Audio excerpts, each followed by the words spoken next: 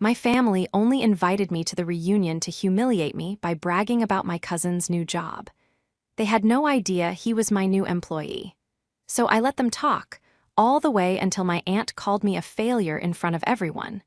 So I just smiled, waited for silence, and said the 4 words that ended his career and her reputation forever.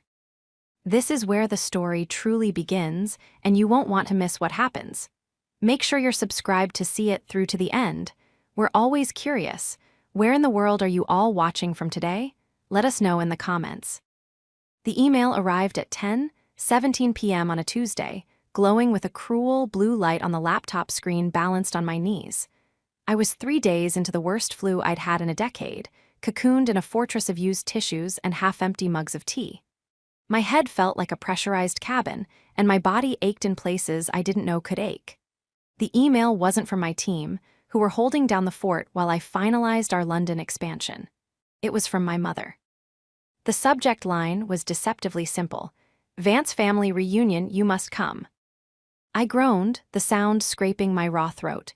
I hadn't attended a full family reunion in 4 years. Not since the one where my Aunt Carol had cornered me by the potato salad and asked, in a stage whisper that carried across the entire backyard, if my little computer hobby was still paying my rent. At the time, I had just secured my first round of Series A funding. I'd mumbled something about staying busy and fled. This time, the email's contents were far more direct. It was a forwarded message from Aunt Carol herself, a woman who weaponized enthusiasm in a way that always left me feeling small. "Dearest family," it began, "I am just thrilled to announce that this year's reunion at my home, of course, will be an extra special celebration. As you all know, my brilliant Jason has just landed the most incredible, life-changing job. It's a 6-figure starting position with a massive international firm. Bonuses, stock options, the works. He is just soaring. We are so proud." I closed my eyes. Jason, my cousin, golden boy Jason. For as long as I could remember, Jason was the standard bide which all other family members were measured and found wanting. Jason got a B on a calculus final? He's just so stressed, the boy is a genius. Jason crashed his dad's car? He has such quick reflexes, he managed to avoid hitting the mailbox. The email continued. "I know it's last minute, but we must celebrate him.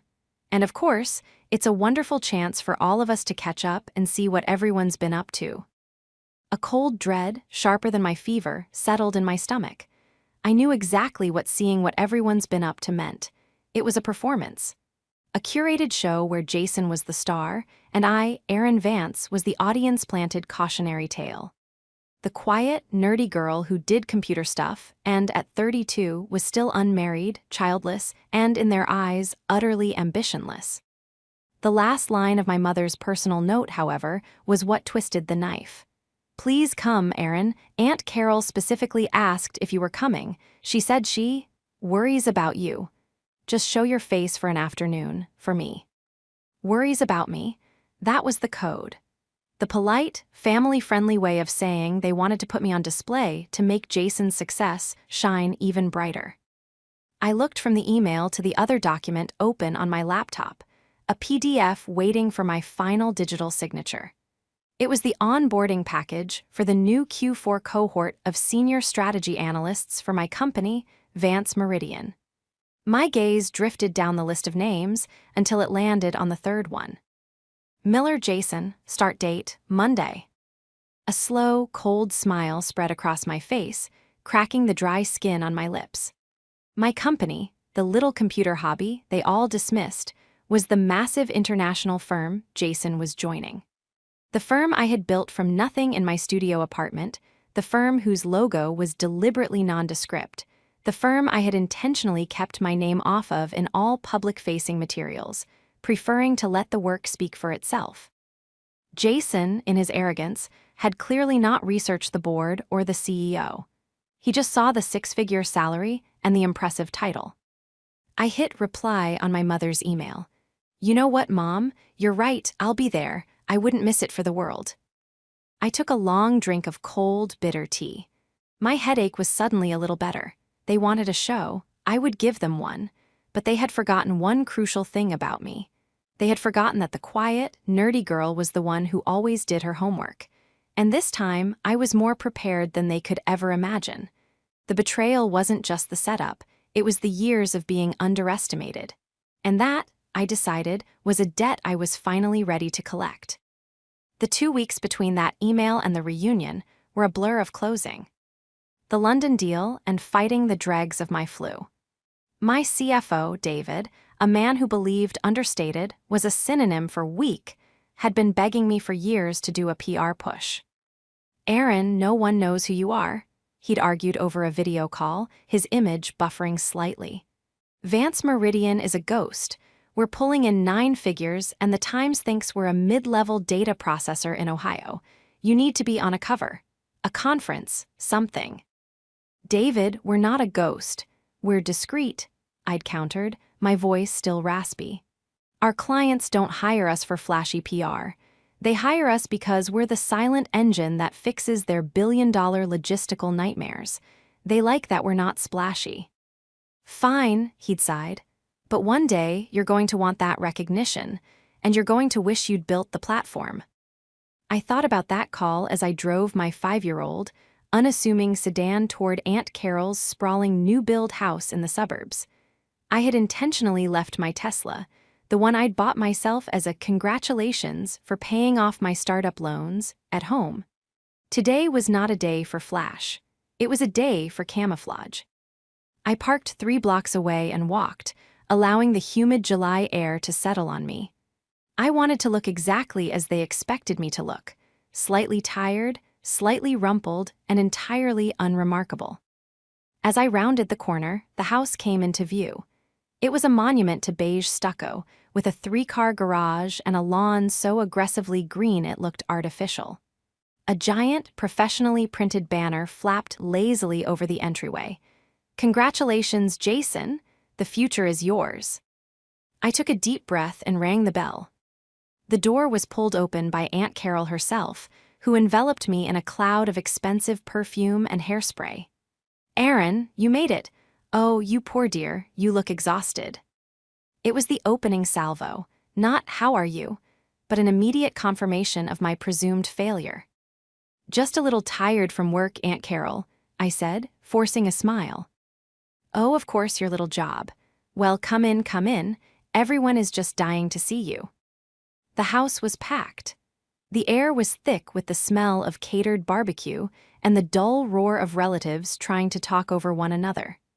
I was immediately passed from aunt to uncle, each one giving me a sympathetic pat on the shoulder and a variation of the same comment.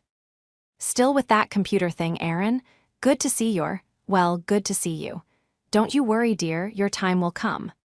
Each comment was a small paper cut, a deliberate reminder of my place in the family hierarchy.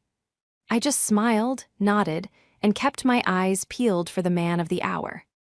I found him holding court by the pool. Jason was, I had to admit, the picture of success. He wore a salmon-colored polo shirt, crisp linen shorts, and a watch that was aggressively shiny. He was surrounded by adoring aunts, all hanging on his every word as he gestured broadly. "And the VP of Global Strategy, he tells me, 'Jason, we're not just looking for analysts, we're looking for visionaries.' It's an incredible synergy. The potential for disruption is massive." I almost choked on my lemonade. Synergy? Disruption? He was parroting the exact keywords from the orientation handbook I had personally written 5 years ago. He finally spotted me. "Aaron, hey, long time no see, how's everything?" That was Jason's signature move. The vague, dismissive everything that implied my life was too small to contain any details worth asking about.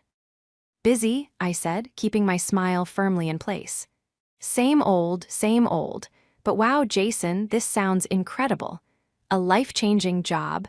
I heard it's with a massive international firm." He puffed up instantly. "Yeah, it's a pretty big deal. Vance Meridian, you've probably never heard of them. They're very exclusive." "Vance Meridian," I repeated, tasting the name. "No, doesn't ring a bell, but it sounds very impressive. Congratulations." Thanks, he said, already losing interest and scanning the crowd for someone more important to talk to.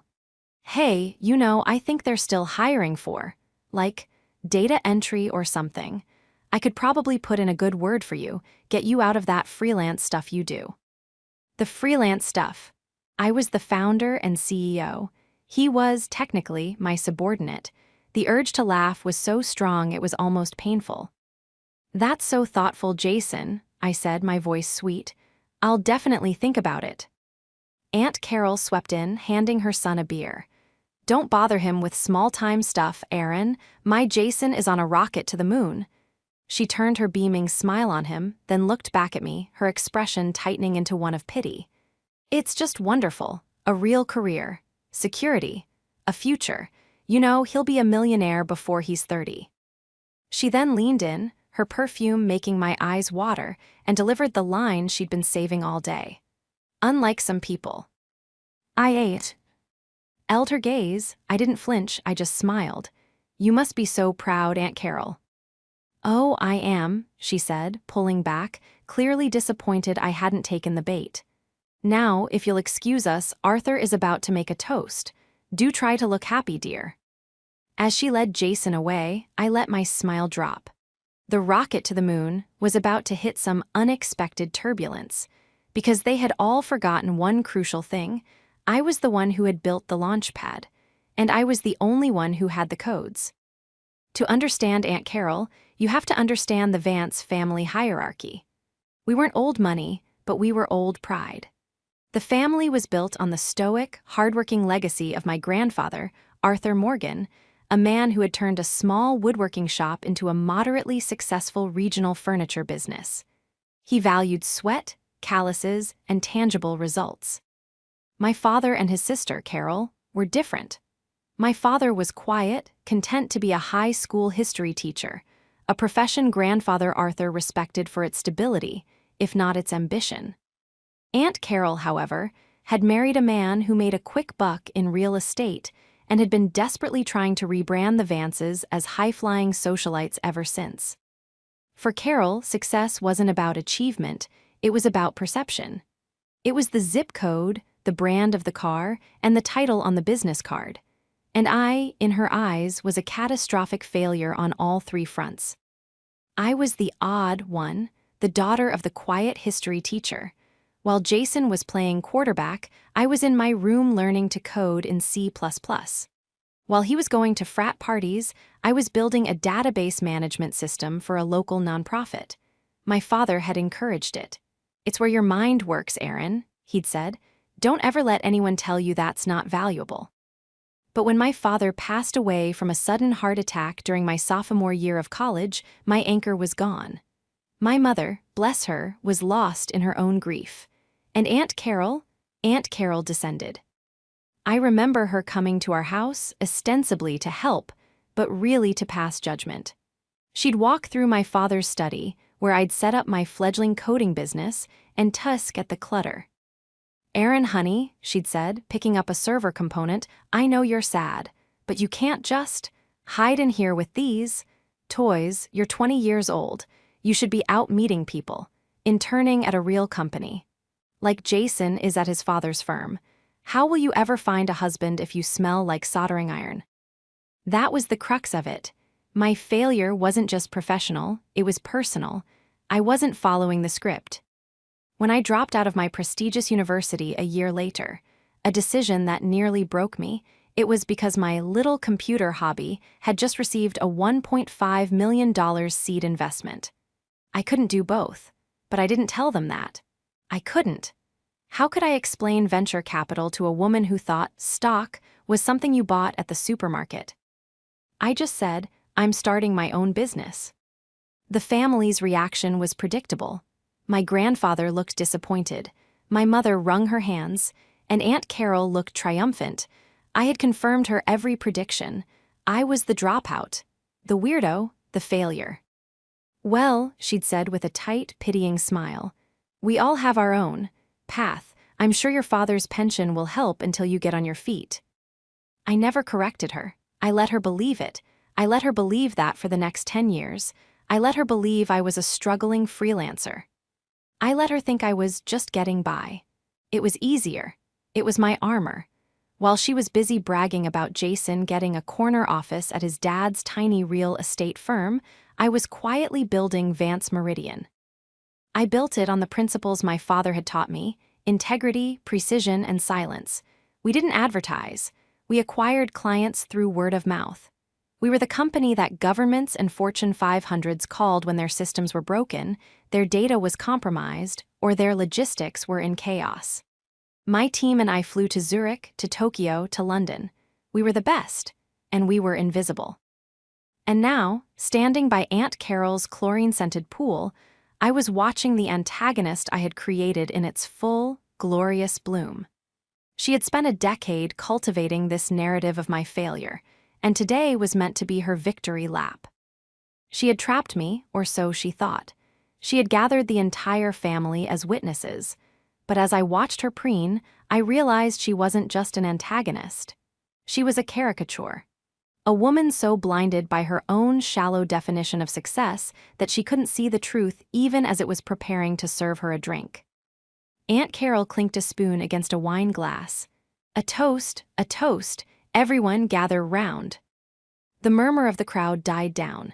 She climbed up onto the patio step, beaming, with Jason at her side. "Thank you all for coming," she trilled. "It's so wonderful to have the whole family together, especially to celebrate my brilliant boy." She reached out and pinched Jason's cheek. He looked embarrassed but pleased. "As you all know," she continued, her voice rising in volume, "Jason has just accepted a position at one of the most prestigious firms in the country, a leader in global strategy. It's a job that people dream of, a job for leaders." She paused, her eyes scanning the crowd until they landed, with surgical precision, on me. "It just goes to show," she said, her voice dripping with false sincerity, "what happens when you have focus, when you have ambition, when you don't just give up and settle." The air grew thick. I could feel my mother's hand twitching on her glass. Several cousins looked down at their shoes. This was it, the public execution. "We are just so proud of him. He's going to be a millionaire before he's 30, you mark my words." She raised her glass. "To Jason, the future of the Vance family." "To Jason," the family echoed. As the cheer died down, Carol kept her hand on Jason's shoulder. Her smile was sharp. "Oh, and Aaron," she called out, as if she just remembered I was there. "We're all so glad you could make it, dear. We haven't heard from you at all. What have you been up to?" The question hung in the air, a perfectly crafted weapon. What have you been up to? This was the moment, the turning point. For 10 years, my answer had been a shield. "Oh, you know, this and that. Just keeping busy. Same old, same old." I had stayed a passive victim because it was easier than fighting a battle I didn't think I could win. But standing there, with the sting of my aunt's public insults still sharp, something inside me didn't just break, it hardened. My father's voice echoed in my head, "Don't ever let anyone tell you that's not valuable." I was done being their cautionary tale.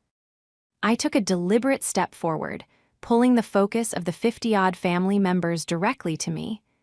I let the silence stretch, just a second or two longer than was comfortable. "Actually, Aunt Carol," I said, my voice clear and steady, carrying easily across the patio. "It's funny you should ask." I saw a flicker of confusion in her eyes. This wasn't in the script. I was supposed to mumble and look away. I've been incredibly busy," I continued, letting my eyes drift from her to my cousin. "That London expansion I was working on finally went through. It was a nightmare of logistics, but we got it done." I heard a few confused murmurs. "London," my mother whispered. Aunt Carol's smile twitched.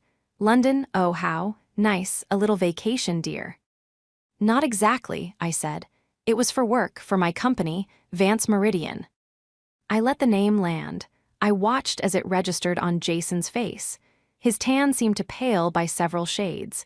His smile froze, then collapsed.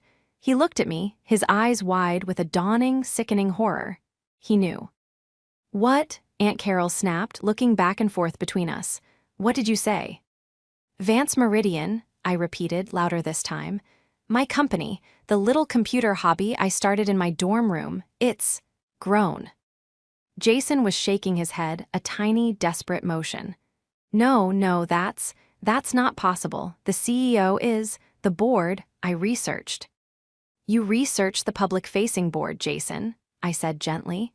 You didn't research the private holding company that owns 100% of the stock. VM Holdings. Vance, Morgan, my father's name and my grandfather's. I am the sole proprietor and CEO. The trap wasn't just my silence. The trap was my name, the name they had spent my entire life dismissing. The name Vance. The very name Jason had been so proud to be associated with, never once making the connection. But you, Aunt Carol stammered. She was a shark that had just been told the ocean was, in fact, a small pond. She was completely out of her depth. Aaron, you're a freelancer. I am, I agreed. I am free to lance wherever I choose. This week it was London. Last month it was a server farm in Iceland. Next month it's the annual board meeting in New York. This isn't funny, Aaron, Carol shrieked, her voice cracking. Jason, tell her this is a joke. But Jason was mute. He was staring at me as if he'd seen a ghost. He looked like a man who had just realized he'd spent the last month bragging about being hired to wash the car of the woman he'd been mocking. This was the moment where I could have stopped. I could have let the shock sink in, but I knew my aunt, I knew the family. Shock would wear off. It would be twisted into a story of my arrogance. I needed more than shock. I needed proof. You know, Jason, I said, walking closer to him, my voice dropping into a conversational tone. I'm glad we're having this conversation, because I was concerned when your file came across my desk. This was it, the investigation. I hadn't just seen his name on the list. The moment I saw his application, I had done what I do best. I ran a full diagnostic. I didn't hire a pie. I didn't need one. I am the pie. My company's entire business is built on finding the truth in data. Your file, Jason whispered, his voice hoarse. I said, pulling out my phone. Your resume, it's very impressive. Summa cum laude from your university. Intern of the year at your father's firm. Head of regional development for 3 years. See, Aunt Carol crowed, finding her footing. He's brilliant. He is, I said. He's a brilliant, creative writer. I turned my phone screen toward my grandfather, who had been watching all of this with a dark, unreadable expression. I was curious, I said, my voice ringing with cold, hard clarity. So I made a few calls. That summa cum laude, he was 40 credits short. He didn't even graduate. He withdrew due to personal reasons after his fraternity was suspended for cheating on finals. The Intern of the Year award, it was from his father's firm. He was the only intern. And head of regional development?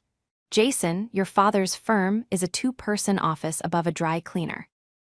The region you developed was the new territory for the office coffee machine. A collective gasp sucked the air from the patio. Every eye was on Jason, whose face was now a mottled, terrified red. You, he stammered. You can't, that's HR, that's confidential. It is, I agreed. It's confidential company information, and as the CEO, I have a right to know who I'm hiring, or, in this case, who I'm not. Aunt Carol lunged forward. You're lying, you're a liar, you've always been a jealous, bitter little. Aunt Carol, I said, my voice like ice, stop talking. As she froze. You are accusing me of lying about falsified corporate documents. You are doing it in front of 50 people, including my own legal counsel, who is probably my second cousin, but I'm not sure.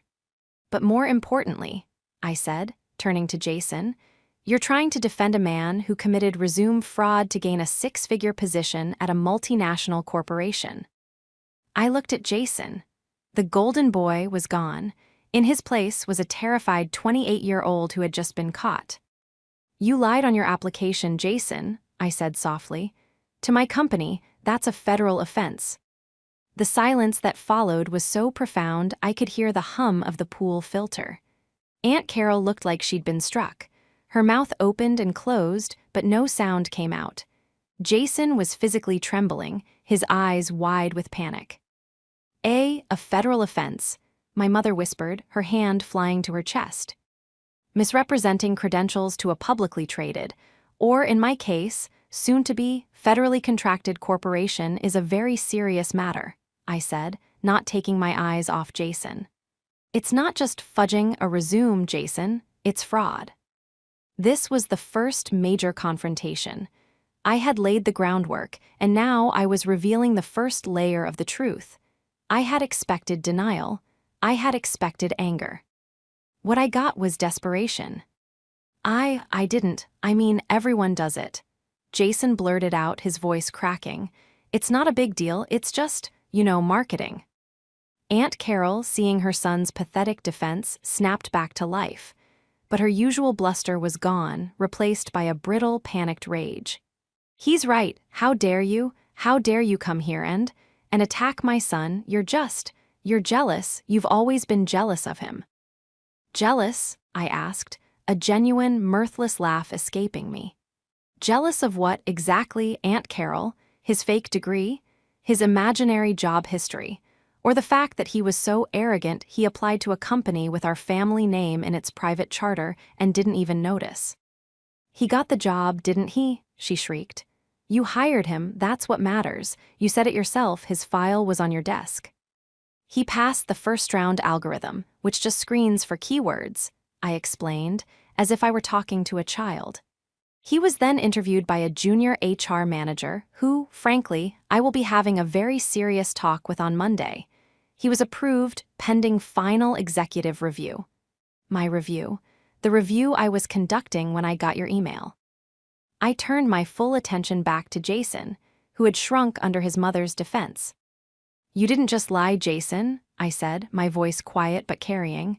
You were sloppy, and at my company we don't tolerate sloppy. It's a logistical security firm, cousin. Sloppiness gets people hurt. Sloppiness costs millions. Sloppiness in our world is not an option. Aaron, he pleaded, finally looking me in the eye. It was the first time he had ever looked at me like I was his equal, let alone his superior. Aaron, please, I can explain. It was my mom, she.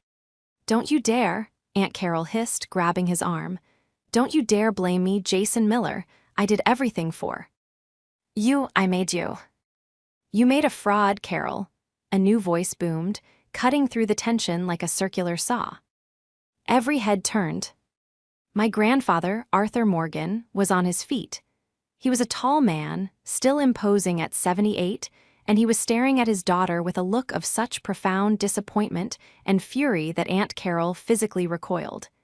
He had been silent until now, observing from his chair at the head of the table.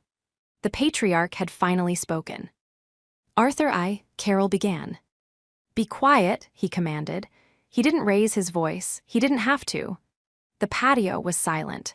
He walked slowly, his cane thumping on the stone until he was standing in the middle of the circle between me and my aunt. He looked at Jason. Did you lie on the application? Jason's face crumpled. He looked at his mother, then at the ground. I exaggerated, a little. The degree, did you graduate summa cum laude? Arthur pressed. No, sir. The words were barely audible. Did you graduate at all? No, sir. Grandfather Arthur closed his eyes for a brief moment. When he opened them, he wasn't looking at Jason. He was looking at Carol. You, he said, and the word was full of gravel and steel. You did this. You pushed this boy, your son, to be a billboard for your own vanity. You valued the sound of success so much, you forgot to teach him the work of it. Father, that's not fair, Carol cried. I just wanted him to have the best. I wanted him to be someone, not like. She stopped, but her venomous glance in my direction finished the sentence. Not like Aaron, I finished for her, my voice flat. Yes, she shrieked, all pretense of control gone. Not like you. Hiding in your room, playing with computers with no husband, no children, no life. I wanted more for my son. And what did you get, Carol? Grandfather Arthur's voice was deathly quiet. You got a liar. You got a fraud who was about to be arrested." "Arrested?" Jason yelped, his panic turning shrill. "Aaron, you wouldn't. We're family." Ah, there it was. The final, desperate card to play. Family. The word they had used as a bludgeon against me for 20 years was now being offered as a shield for him. I looked at him, at his terrified, pleading face, and for the first time I didn't feel anger. I felt tired. "Family," I repeated. "That's a very interesting word. You're right, Jason, we are family. And as family, I was prepared to handle this quietly. I was going to call you tomorrow, before your start date. I was going to tell you that your offer was rescinded due to the discrepancies in your application. I was going to give you a very stern, very private lecture about fraud and integrity." I paused, letting the was hang in the air. "But that was before this," I said, gesturing to the stunned crowd. "That was before your mother gathered the entire family to watch her humiliate me. That was before she called me a failure. That was before you offered to get me a job in data entry." I looked at my grandfather. "This isn't just about a lie on a resume, is it, Grandpa?" He looked back at me, his old eyes sharp. "No, Aaron, it's not. This is about 10 years of whispers," I said, turning back to the crowd. 10 years of being the family joke. 10 years of poor Aaron. All while I was building a company that is currently worth more than every single house in this neighborhood combined. All while I was creating hundreds of real jobs. Jobs that, ironically, Jason, you weren't qualified to hold. The first confrontation was over. The truth about the resume was out. But the real case, the one I had been building for a decade, was just beginning. The atmosphere on the patio was no longer celebratory. It was a courtroom. And Aunt Carol, realizing she had lost the battle over Jason's brilliance, shifted her tactics. If she couldn't win on facts, she would try to win on emotion. She went for the one person she thought was still on her side. "Arthur, you can't let her do this," she wailed, turning to my grandfather. She's ruining him. She's doing it out of spite, because she's jealous. Look at her. She's cold. She's not normal." She was right about one thing. The stakes were escalating, but they weren't escalating for me. They were escalating for her. I held up my hand. "Aunt Carol, I told you to stop talking. You're not helping him."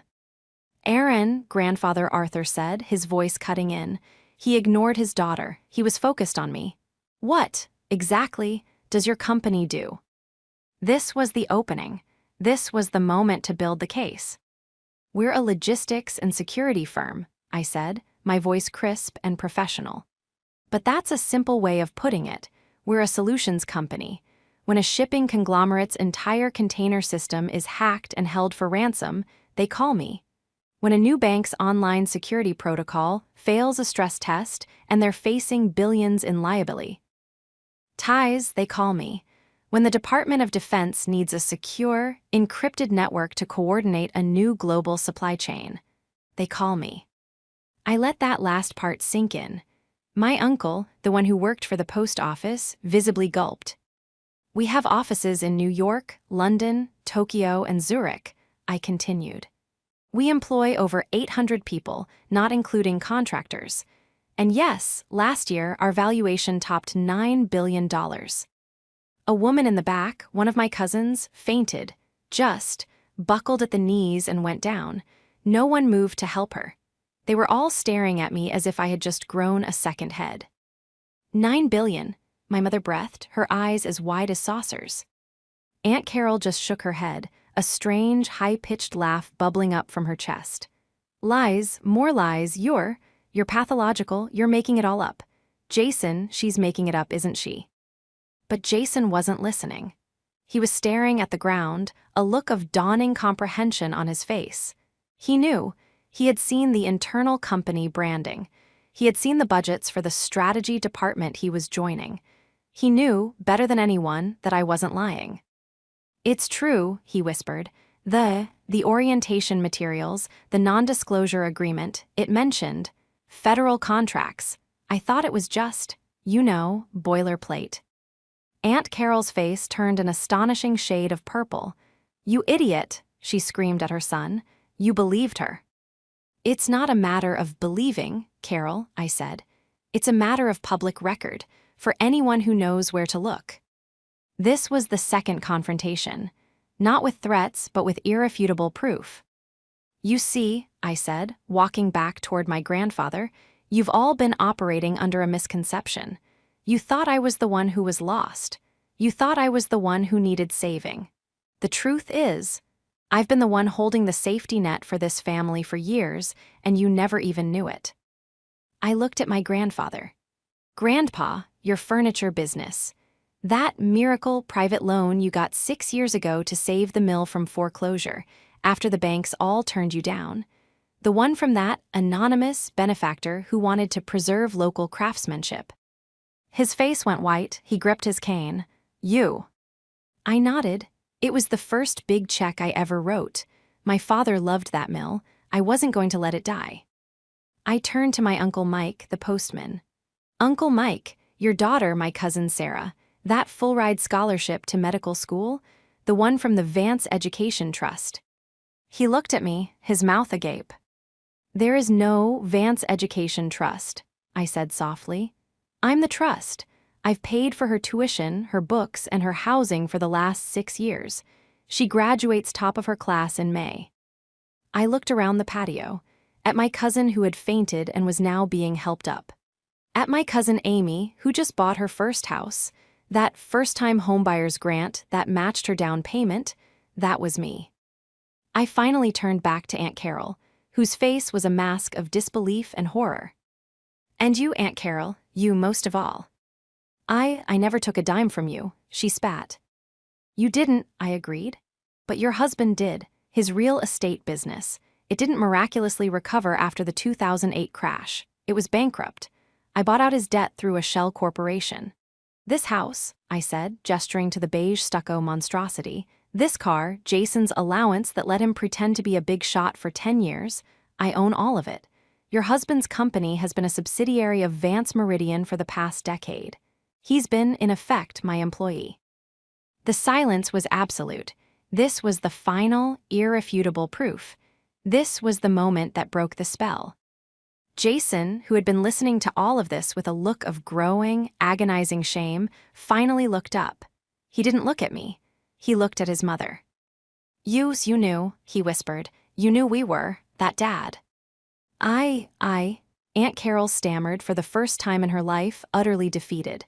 I wanted you to be proud. Proud, Jason's voice cracked and a single hot tear rolled down his cheek. You made me a joke, you made me a fraud, all this time, she, Aaron, was paying for everything. He looked at me, his eyes filled with a decade of wasted pride. They all think I'm a visionary, a leader, and you've just been paying my bills. He turned and pushed past his mother, past the stunned crowd, and ran into the house. The sound of the front door slamming shut echoed across the patio like a gunshot. The party was over. People were frozen, glasses in hand, staring at the empty space where Jason had been. The air was thick with the wreckage of a decade of lies. Aunt Carol, her face ashen, turned on me. The rage was gone, replaced by a cold, reptilian hate. You, she hissed. You did this. Why? Oh, monster, you planned this. You came here to destroy my son, to destroy me. No, Aunt Carol, I said, and I was surprised to find that I meant it. You're wrong. I didn't plan this. You did. You planned this whole party. You sent the invitation. You gathered the audience. You wrote the script. You called me a failure, a loser, and unlike some people. You handed me the microphone and begged me to tell the truth. I looked around at the faces of my family. My stunned mother, my ashamed uncle, my grandfather who was watching me with an entirely new expression, not of pride, not of shock, but of recognition. He was finally seeing me. I didn't come here to destroy anyone, I said, my voice resonating with a clarity that felt new. I came here because my mother asked me to. I came here hoping, for one afternoon, that I could just be Aaron, just part of the family, but you wouldn't let me. I walked over to the table and picked up my bag. I'm not a monster, Aunt Carol. I'm a CEO, and I have to make a business decision. I turned to my uncle, her husband. "Uncle Frank," I said. He winced. "My legal team will be in touch with you on Monday. We're going to be dissolving your division. It's not profitable, and it's become a liability." You're firing me," he whispered. "I'm liquidating an asset," I said, my voice firm. "What you do with your half of the proceeds is your business, but this arrangement is over. This house, the cars, it all gets sold." "You can't," Carol shrieked. "This is my home." "No," I said, turning to her for the last time. "It was my asset, and you, Aunt Carol, have just proven to be a very, very bad investment." I left her there, sputtering, and walked to my grandfather. He stood tall, his hands clasped on his cane. "Aaron," he said, his voice thick with emotion. "Grandpa," I replied just as softly. He reached out a work-roughened hand and placed it on my shoulder. "Your father, he would be." He stopped, swallowing hard.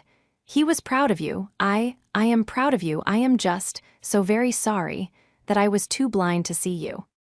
"It's okay, Grandpa," I whispered. "I'm still here." "I know," he said, "and you, my girl, are a Vance, through and through." I smiled, a real smile. "No, Grandpa, I'm a Morgan too, I'm both." I gave him a kiss on the cheek and turned to my mother, who was crying silently. I took her hand. "Come on, Mom, let's go home." As we walked away, past the stunned, silent family members, I heard my grandfather's voice boom out one last time. "Carol," he said, and the ice in his voice was enough to freeze the pool. "You have dishonored this family, you have shamed your son, and you have insulted the one person who has held us all together. You will apologize to her. And then, you and I are going to have a long talk about the Vance family and the Morgan family." We didn't stay to hear her reply. As my mother and I walked down the street to my car, she squeezed my hand. "A $9 billion company, Aaron," she whispered, her voice full of awe. Why didn't you tell me?" "Because," I said, unlocking the doors to my unassuming sedan, "I didn't think you'd believe me, and I guess I just wanted you to be proud of me, Mom, not my bank account." She stopped, pulled me into a fierce hug, right there on the sidewalk. "Oh, my baby," she cried. "I have always been proud of you, always. I didn't have the words to fight your aunt." "It's okay, Mom," I said, hugging her back. "I found them." Just then, my phone buzzed. It was a text from a number I didn't recognize. "I am so sorry, Aaron, for everything. I didn't know. I'm a fool. Is there anything I can do to make this right? Jason." I looked at the text. This was the moment of reconciliation, the final, triumphant action. I typed back a reply. "You can start by telling your mother the truth, and then you can start over. Go get your degree, for real this time. Apply to my company in 4 years. We have an excellent internship program. You'll have to start in data entry." I hit send. A moment later, a reply. "Thank you, I will." I smiled. Maybe there was hope for him yet. The downfall of Aunt Carol was not as dramatic as a movie. It was, in many ways, quieter and more complete. As I had predicted, my legal team was ruthlessly efficient. The dissolving of her husband's subsidiary was quick. The house was sold within a month. A short sale. As it turned out, I had been the sole creditor. They were forced to move into a small condominium on the other side of town. My Uncle Frank, surprisingly, thrived. Freed from the pressure of his wife's expectations, he took his half of the liquidation and got a simple job at a local hardware store. My mother said she ran into him, and he looked happier and 10 years younger. Aunt Carol, on the other hand, did not. She became a social ghost. The family she had tried to impress had all been witnesses to her. Humiliation. The pride she had built her life around was gone, replaced by the crushing reality of her own poor character. She had lost her house, her status, and most importantly, her audience. Jason, true to his word, disappeared. He sent me one final email, a formal letter of apology that was copied to my grandfather and my mother. In it, he took full responsibility for the Resume fraud, for his arrogance, and for the years he had spent mocking me. He announced he had enrolled in community college and was getting a job to pay for it himself. It was the most impressive thing he had ever done. My relationship with my grandfather, Arthur Morgan, was transformed. He started calling me every Sunday, not to check up on me, but to talk. He'd ask about my business, about logistics and cybersecurity. He told me stories about my father I had never heard. He came to my office, walked through the floors, and looked at the bustling but quiet analysts with a look of profound respect. He finally understood that my work, like his, was about building something real. My mother, for her part, became my biggest champion. She took great delight in telling the story to anyone who asked, though her version was much kinder than mine. In her telling, I was a quiet genius who had saved the family. It was embarrassing, but also nice. The full and final resolution came 6 months later, at Thanksgiving. It was held at my grandfather's house, the first time in years. Aunt Carol and Uncle Frank were there. They looked smaller. Carol tried to avoid my eye, but I walked directly over to her. "Aunt Carol," I said. She flinched. "Aaron, you look well." "So do you," I said, which was a lie. I hope you're settling in." She looked at me, and for the first time I saw something other than pity or rage in her eyes. I saw nothing. She was just a tired woman. "It's quiet," she said. "Good," I replied. "Listen, my company's charitable trust, the one that's real," I added with a small smile, "is looking for a new administrator. It's mostly paperwork. Managing the grants for the scholarships, like the one Sarah has. It's a job if you're interested." She stared at me, her mouth open. You'd give me a job?" "It's a chance to do some actual good, Aunt Carol," I said. "To rebuild, to actually be proud of something. It's your choice." I didn't wait for an answer. I walked away, feeling a weight lift off my shoulders I hadn't even known I was carrying. Later, as we were all sitting down to dinner, my grandfather stood up. He raised his glass. "This year," he said, his voice thick, "I am thankful for many things, for my family, for our health, but most of all, I am thankful for clarity." He looked right at me. For too long, we in this family have valued the noise of success, the loud brags, the shiny toys. We were fools.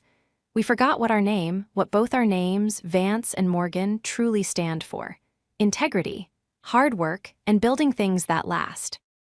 He raised his glass higher. "To my granddaughter, Erin, who, in her quiet, persistent, and brilliant way, never forgot, she is the best of all of us. She is the new standard. To Erin." "To Erin," the room echoed. I looked around the table. At my mother, weeping openly. At my uncle, smiling a real smile. At Jason, who had texted me a simple, "Happy Thanksgiving, boss." And at Aunt Carol, who was looking at her plate but who raised her glass just a fraction of an inch. It was peace. It was vindication. My little computer hobby hadn't just made me a millionaire. It had given me the power to save my family, to expose a fraud, and, finally, to rewrite my own story. And as I raised my glass, I knew deep in my bones that my father would have been so proud.